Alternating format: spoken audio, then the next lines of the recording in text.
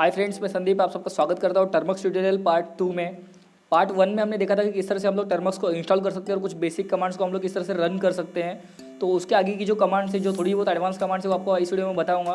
तो ज़्यादा टाइम नहीं लूँगा, चलिए वीडियो शुरू करते हैं, देखते हैं किस तरह से हम लोग उस कमांड को यूज़ कर सकते हैं।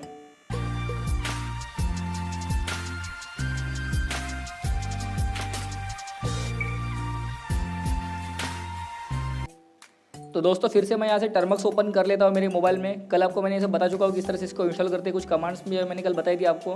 तो ठीक है, मैंने यहाँ पे टर्मक्स ओपन कर लिया है। टर्मक्स ओपन करने के बाद में अभी फिर से मैं यहाँ पे ls कमांड लेके टाइप करता हूँ। अगर आपको नहीं पता ये सब क्या है तो आप पार्ट 1 देख लीजिए, आपके पूरे डाउट्स क्लियर हो जाएगी। पार्ट 1 में मैंने सब बताया ls कमांड क्या होती है, उससे क्या होता है, सब कुछ बता चुका हूँ मैं।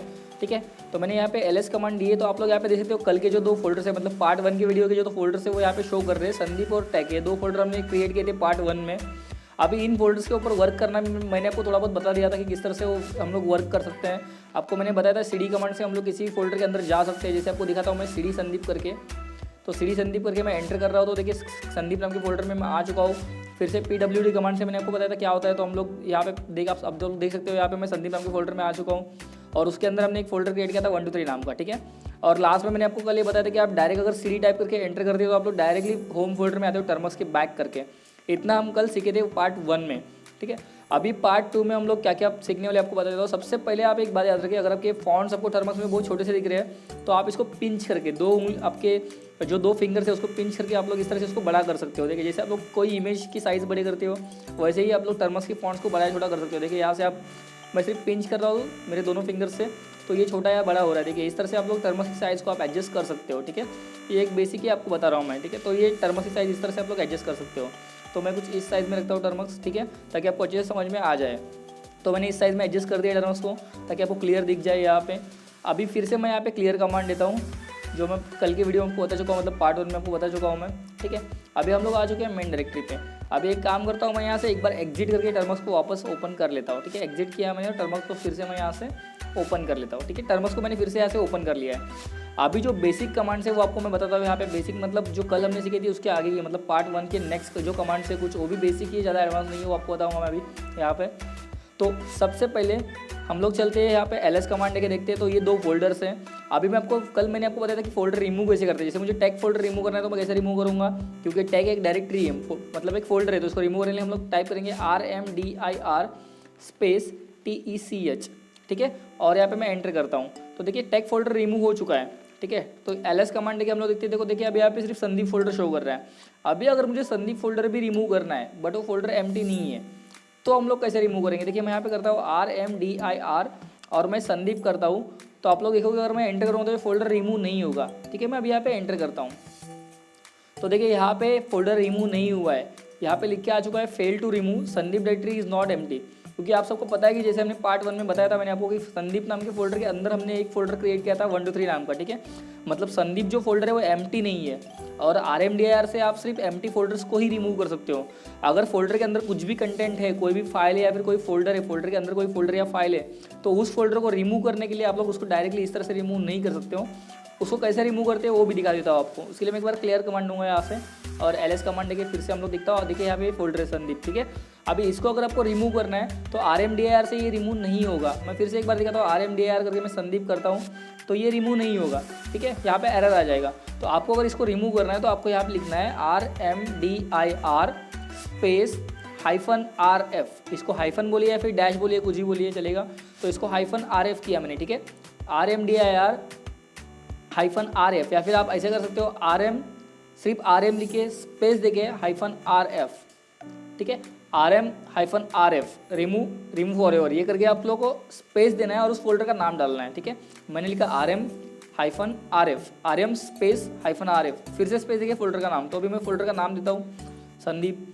तो जैसे मैं अभी एंटर करूँगा ये मेरा जो करंट फोल्डर है ये भी चला जाएगा और उसके अंदर जो सब फोल्डर है वो भी डिलीट हो जाएंगे। तो मैं यहाँ पे एंटर करता हूँ। तो आप लोग देख सकते हो यहाँ पे कोई भी एरर नहीं आया है मुझे। अभी मैं ls करके आपको दिखाता हूँ। तो देखिए आप लोग देख सकते हो अभी यहाँ पे संदीप नाम का फोल्डर शो नहीं कर रहा है। ठीक है, मैं फिर से क्लियर कमांड देता हूँ यहाँ पे। तो देखिए यहाँ पे ls करके दिखाता हूँ, कोई भी फोल्डर अभी यहाँ पे शो नहीं कर रहा है। तो इस तरह से आप लोग फोल्डर को रिमूव कर सकते हो। अगर सिंगल फोल्डर है उसके अंदर कोई कंटेंट नहीं है तो आप सिर्फ RMDIR कीजिए। अगर फोल्डर के अंदर कोई कंटेंट है उस आपको सबको रिमूव करना है तो RM space -RF space folder का नाम, ये आप कर सकते हो। ठीक है, तो ये तो हो गया बेसिक। अभी इसके थोड़ा सा हम लोग आगे बढ़ेंगे, तो इसके लिए मैं आपको फिर से यहाँ पे एक फोल्डर क्रिएट करता हूँ। तो इसके लिए हम लोग कमांड आपको पता ही है, mkdir स्पेस, अभी आपको बताता हूँ मैं, अभी मुझे एक फोल्डर क्रिएट करना है संदीप टेक नाम का, ठीक है, संदीप टेक। अभी ये मतलब दोनों नाम है बट साथ में ही मुझे एक ही नाम का ये फोल्डर क्रिएट करना है, संदीप टेक नाम का एक ही फोल्डर क्रिएट करना है, अलग अलग फोल्डर नहीं क्रिएट करने, ठीक है। तो वो कैसे करेंगे आपको दिखाता हूँ पहले मैं क्या होता है। मैं अगर यहाँ पे संदीप लिखता हूँ और स्पेस देके टेक लिखता हूँ, ठीक है, मुझे mkdir किया मैंने और संदीप स्पेस टेक लिखा मैंने।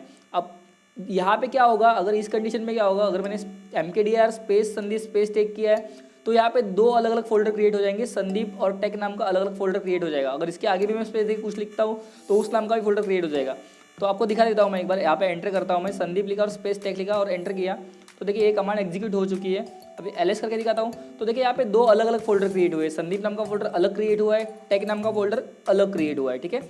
अभी अगर आपको कोई बोलता है नहीं ये संदीप टेक नाम का ही फोल्डर मुझे साथ में चाहिए, एक ही फोल्डर बनना चाहिए, तो आप किस तरह से करोगे, संदीप स्पेस टेक नाम का बीच में स्पेस भी आना चाहिए और आपको एक ही फोल्डर चाहिए, तो आप लोग किस तरह से करोगे वो आपको दिखाता हूँ मैं। सबसे पहले इन दोनों फोल्डर्स को मैं रिमूव कर देता हूँ, RMDIR, और मैं करता हूँ यहाँ पे संदीप और टेक, दोनों को साथ में मैं रिमूव कर रहा हूँ। इस तरह से आप लोग दोनों को साथ में रिमूव कर सकते हो, ठीक है। मैंने दोनों फोल्डर के नाम लिख दिए, तो ये दोनों फोल्डर यहाँ पे रिमूव हो जाएंगे। मैं करता हूँ एंटर और मैं यहाँ पे अभी ls करके देखता हूँ, तो देखिए अभी फिलहाल यहाँ पे कोई फोल्डर नहीं है, मैं क्लियर कर देता हूँ इसको, ठीक है। फिर से ls करके दिखाता हूँ, देखिए यहाँ पे कोई फोल्डर नहीं है। अभी अगर आपको कोई बोलता है कि एक ऐसा फोल्डर बनाओ जिसके नाम के बीच में स्पेस भी आना चाहिए और फोल्डर सिंगल बनना चाहिए, तो आप लोग कैसे क्रिएट कर सकते हो वो दिखाता हूँ। तो इसके लिए समझो मैंने यहाँ पे किया mkdir करके मैं स्पेस दे रहा हूँ यहाँ पे, और स्पेस देके मुझे यहाँ पे अभी क्या करना है, ये डबल कॉर्ड्स लगाना है। देखिए यहाँ पे आपको दिखाता हूँ, ये वाला कॉर्ड्स, डबल कॉर्ड्स जो ऊपर दिख रहा है ये आपको लगाना है और इसके अंदर आपको नाम लिखना है। तो मैं लिखता हूँ संदीप SANDEEP। अब मैं स्पेस देके टैग लिखूंगा और ये डबल कॉर्ड्स को मैं क्लोज कर दूंगा यहाँ से, ठीक है। अब क्या होगा, अब ये संदीप टेक नाम का एक ही फोल्डर बनेगा, अलग अलग फोल्डर नहीं बनेंगे, संदीप नाम का अलग, टेक नाम का अलग, ऐसा नहीं, एक ही फोल्डर बनेगा। मैं आपको यहाँ पे एंटर करके दिखाता हूँ, तो मैं यहाँ पे एंटर कर रहा हूँ, तो देखिए ये फोल्डर बन चुका है। मैं अभी ls करके आपको दिखाता हूँ, तो देखिए यहाँ पे एक ही फोल्डर शो कर रहा है संदीप टेक नाम का, ठीक है। तो इस तरह से अगर आपको एक फोल्डर, एक ही फोल्डर के अंदर सब करना है, तो आप लोग इस तरह से डबल कॉर्ड्स में उस फोल्डर का नाम लिख सकते हो और आपको मतलब स्पेस के बीच में आपको फोल्डर बन जाएगा, ठीक है। तो आपको दिखाता हूँ इसको रिमूव कैसे करते हैं हम लोग, ठीक है। तो देखिए संदीप टेक नाम का एक ही फोल्डर है, अभी इस फोल्डर को मुझे रिमूव करना है, तो मैं क्या करूँगा आप लोग बताओ। तो इसके लिए मैं लिखूँगा RMDIR स्पेस, फिर से double quotes, Sandeep space tag, फिर से डबल कॉर्ड्स क्लोज, ठीक है, ऐसा करूँगा मैं और मैं करूँगा एंटर। तो जैसे मैं एंटर करूँगा तो आप लोग यहाँ पे देखते हो ये फोल्डर यहाँ पे, ये फोल्डर यहाँ पे रिमूव हो चुका है, ठीक है। अभी मैं ls करता हूँ तो फोल्डर रिमूव हो चुका है। तो इस तरह से आप लोग स्पेस मतलब बीच में स्पेस देके किसी भी फोल्डर को क्रिएट कर सकते हो, ठीक है। ये हुआ थोड़ा सा बेसिक। अब इसके और थोड़ा सा हम लोग थोड़ा करके एडवांस जाएंगे, मतलब पॉइंट करके हम लोग आगे बढ़ेंगे।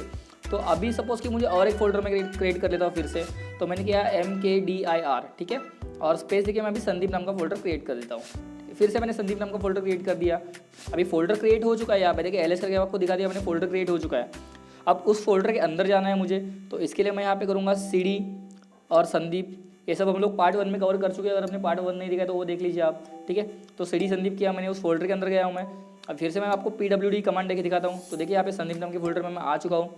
अभी इसके अंदर मुझे सपोज और एक फोल्डर क्रिएट करना है, तो cd किया मैंने, इसके अंदर मैंने टैग क्रिएट किया, सॉरी cd नहीं mkdir किया मैंने, और यहाँ पे टैग नाम का फोल्डर क्रिएट किया और मैं एंटर करता हूँ। तो देखिए संदीप नाम के फोल्डर के अंदर टैग फोल्डर आ चुका है, तो मैं ls करके आपको दिखा देता हूँ। तो टैग आ चुका है यहाँ पे। अभी समझो टैग के अंदर भी आपको एक फोल्डर क्रिएट करना है, तो मैंने फिर से mkdir करता हूँ मैं, और यहाँ पे मैंने एक फोल्डर क्रिएट किया 123 नाम का, फिर से, ठीक है, mkdir 123, और एंटर किया और ls किया। तो देखिए इसके अंदर, सॉरी टैग के अंदर नहीं, टैग के बाहर गया। अभी टैग के अंदर करना तो आपको पहले cd टैग करना होगा, cd टैग, ठीक है, ये किया मैंने, एंटर किया। एंटर करने के बाद में अभी हम लोग टैग के अंदर आ चुके हैं। देखिए pwd कमांड लेके दिखाता हूँ, ठीक है, हम लोग टैग के अंदर आ चुके हैं। अभी मुझे टैग के अंदर एक फोल्डर क्रिएट करना है, तो मैं क्या करूँगा फिर से mkdir, क्योंकि मैंने आपको बताया था कि फोल्डर हमेशा जब भी क्रिएट करना है तो आपको mkdir लिख के स्पेस देके फोल्डर का नाम लिखना पड़ता है वहाँ पे, ठीक है। mkdir स्पेस देके मैं अभी 123 लिखता हूँ और एंटर करता हूँ। तो देखिए टैग के अंदर 123 फोल्डर आ गया। तो अभी हम लोग कहाँ पे है वो देखने के लिए आपको यहाँ पे क्या करना है, pwd कमांड देके एंटर करना है। तो अभी मैं कहाँ पे हूँ, होम में संदीप में टैग फोल्डर में हूँ मैं अभी, ठीक है। अभी मुझे सपोज 123 फोल्डर में आना है, तो cd 123 करूँगा मैं, एंटर करूँगा। अभी मैं pwd कमांड देके देखता हूँ मैं कहाँ पे हूँ, तो अभी मैं 123 फोल्डर में हूँ। अभी आप एक सपोज करो कि आपको डायरेक्टली यहाँ से बाहर आना है, अगर होम में आना है डायरेक्ट आपको, अभी मैं बहुत अंदर हूँ, होम के अंदर संदीप नाम के फोल्डर के अंदर, फिर टैग के अंदर, फिर 123 फोल्डर में मैं भी हूँ। अगर आपको डायरेक्ट होम में आना है तो आप क्या करोगे, कल मैंने आपको बताया था वीडियो में पार्ट 1 में, आपको CD लिखना है सिर्फ और एंटर करना है। तो आप डायरेक्ट कहीं कहीं पे भी हो आप लोग, आप डायरेक्ट होम में आ जाओगे, ठीक है। बट अगर आपको डायरेक्ट होम में नहीं आना है, आपको 1 2 3 फोल्डर से आके एक स्टेप बैक आना है, मतलब आपको टेक फोल्डर में आना है। अभी आप कहाँ पे हो, 1 2 3 नाम के फोल्डर में, आपको उससे पहले फोल्डर मतलब टेक के अंदर आना है। तो आप कैसे आओगे, तो इसके लिए कमांड है CD स्पेस डॉट डॉट, ठीक है, CD स्पेस डॉट डॉट। इससे होता क्या है, जैसे आप ये कमांड दोगे तो आप वन स्टेप आप बैक आते हो। आप जिस भी जगह पे हो उसके पहले जगह पे आप जहाँ पे थे वहाँ पे आप आ जाओगे। तो मैं CD स्पेस डॉट डॉट करता हूँ और मैं करता हूँ एंटर, ठीक है। अभी आप लोग देखते हैं हम लोग कहाँ पे हैं, तो PWD करके मैं देखता हूँ। तो आप लोग यहाँ पे देखते हो अभी मैं टैग फोल्डर में आ चुका हूँ। पहले मैं था 1 2 3 फोल्डर में, अभी मैं आ चुका हूँ टैग फोल्डर में, ठीक है। अभी अगर मुझे संदीप फोल्डर में आना है तो क्या करना पड़ेगा मुझे, अगर सिर्फ मैं CD देख के इंटर करता हूँ, CD लिख के इंटर करूँगा तो मैं होम में आ जाऊँगा डायरेक्ट। मुझे होम में नहीं आना है, मुझे संदीप नाम के फोल्डर में आना है, मतलब 1 स्टेप मुझे बैक जाना है। तो 1 स्टेप बैक जाने के लिए आपको यहाँ पे फिर से करना है CD डॉट डॉट और फिर से एंटर करना है। तो अभी मैं देखता हूँ मैं कहाँ पे हूँ, तो PWD कमांड लेके देखता हूँ। तो देखिए अभी मैं संदीप फोल्डर में आ चुका हूँ। यहाँ पे लास्ट में आपको देखना है home/संदीप, मैं अभी संदीप फोल्डर में आ चुका हूँ। तो इस तरह से CD डॉट डॉट से क्या होता है, आप जिस भी फोल्डर में होंगे उसके 1 स्टेप आप बैक आ जाओगे, एक स्टेप आप पीछे आ जाओगे, जिस फोल्डर में आप पहले थे वहाँ पे आप फिर से आ जाओगे। तो ये कमांड इस तरह से CD dot dot command work करती है, ठीक है। आई होप आपको इतना समझ में आया होगा। अभी हम लोग क्या करते हैं, अभी हम लोग थोड़ा सा और एक स्टेप आगे जाते हैं और आपको दिखाता हूँ मैं और क्या क्या हम लोग इसमें कर सकते हैं। तो मैं LS कमांड दे रहा हूँ यहाँ पे। अभी मुझे होम में आना है, अभी फिलहाल मैं कहाँ पे हूँ पहले दिखाता हूँ। मैं अभी हूँ संदीप नाम के फोल्डर में। अभी डायरेक्ट मुझे होम में आना है तो मैं क्या करूँगा, CD लिख के एंटर करूँगा। तो मैं आ चुका हूँ होम में, देखिए यहाँ पे मैं संदीप नाम के मतलब होम में आ चुका हूँ। होम में मेरा संदीप नाम का फोल्डर है।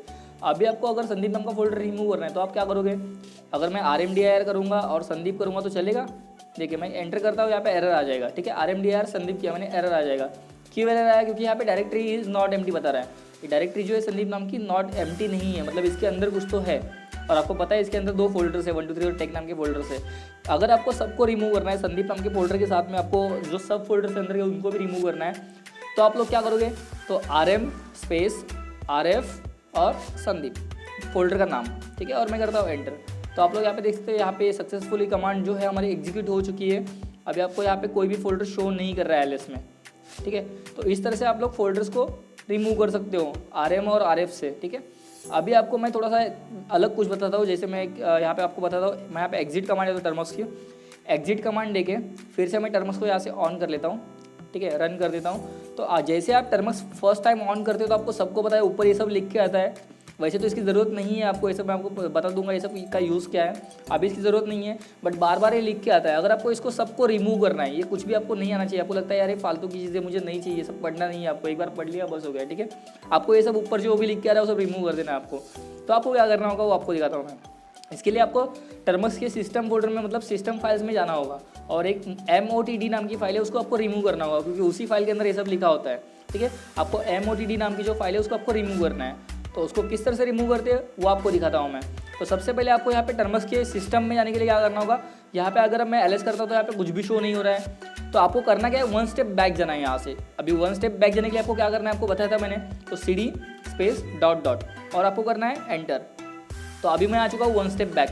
अभी मैं यहाँ पे LS करके देखता हूँ क्या क्या है। तो देखिए यहाँ पे 2 फोल्डर्स है जो बाय डिफॉल्ट फोल्डर्स हैं टर्मक्स के, ठीक है। तो यहाँ पे 2 फोल्डर्स है।